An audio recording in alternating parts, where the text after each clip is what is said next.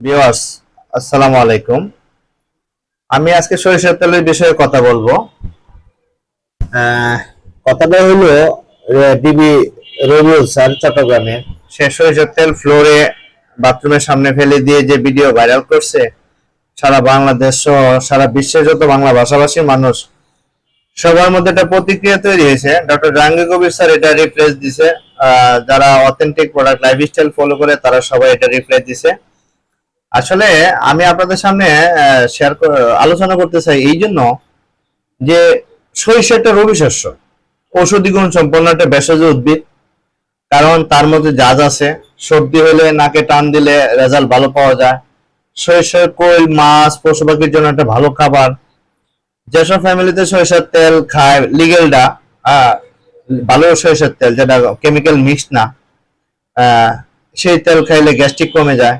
এখন আপনি বাজারে যদি খারাপ একটা তেল খেয়ে পুরো সরিষার উপরে দোষ দিয়ে দেন তাহলে তো এটা হবে না। এখন বিশ্বাসের জায়গাটা আপনি বিশ্বাস করে নিয়েছেন, তারপরে অবিশ্বাস হয়ে গেছে, তখন কি করবেন? তখন কিন্তু জিনিসটা খারাপ না, ওই ব্যক্তিটা খারাপ। এখন দরকার হয়েছে জিনিস, আল্লাহর প্রকৃতি আল্লাহর সৃষ্টি সবই ভালো। এখন আপনারা যে জিনিসটা করবেন, আমি এটা জেনারেল মডিফাই হিসেবে আমি নিজের আত্মপ্রকাশ করছি, আমি এটা মডিফাই করতে চাই ঠিক এইভাবে যে আপনার কাউরে বিশ্বাস হয় না, এই মুহূর্তে আপনার তেল নিজে ভাঙতে পারতেছেন না, উপস্থিত আপনি বাজার থেকে সরিষা কেজি কিনে নিয়ে এসে ধুয়ে রেখে দিবেন শুকায়া। যখনই রান্না করবে পরিমাণ মতো সরিষা বাইটা তরকারিতে দিয়ে দিবেন। একদিন ট্রাই করেন, অসম্ভব মজা হয়। তরকারি স্মেল আসে, একদম ন্যাচারাল। ভিউয়ার্স, আপনারা এটা ট্রাই করে দেখতে পারেন কেমন হয়। ভালো থাকবেন। আমি এই সরিষার তেলের যে মডিফাইটা করে দিলাম। আর রবিউল স্যারের চ্যানেলে কিন্তু এই এটা নাই, লেকচারটা নাই, উনি সরিয়ে ফেলছে। ভালো যদি হয়তো উনি ভালো মনে করে উনি প্রকৃত রিসার্চ করে ভিডিওটা করে নাই, হয়তো কোনো কারণে কারোর দ্বারা প্রভাবিত হয়ে করছে। তারপরে যখন 4-5 থেকে প্রতিক্রিয়া আসতেছিল তখন কিন্তু উনি ডিলিট করে দিছে, রিমুভ করে দিয়েছে। আপনারা ইচ্ছা করলে ডিবি রবিউল স্যার, রবিউল ইসলাম বলে আপনার যে চ্যানেলটা পাবেন, উনি উনি ওনাকে স্যালুট। উনি সমাজের অনেক প্রাসঙ্গিক প্রোডাক্ট নিয়ে উনি একদম লাইভে এসে বিস্তারিত বলে, ওনার আইনের লোক।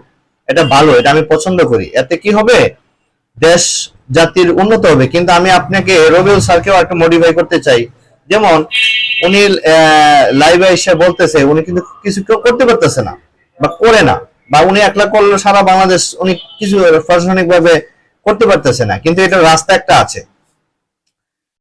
এটা থেকে মুক্তি পাওয়ার একটাই রাস্তা, আপনি বাজারে এটিএম বুথের মতো একটা ল্যাব টেস্টের ব্যবস্থা করেন। ভোক্তা যে কোনো প্রোডাক্ট কিনে এখানে গিয়া এটা ল্যাব টেস্ট করবে 50 টাকা 100 টাকা দিয়া।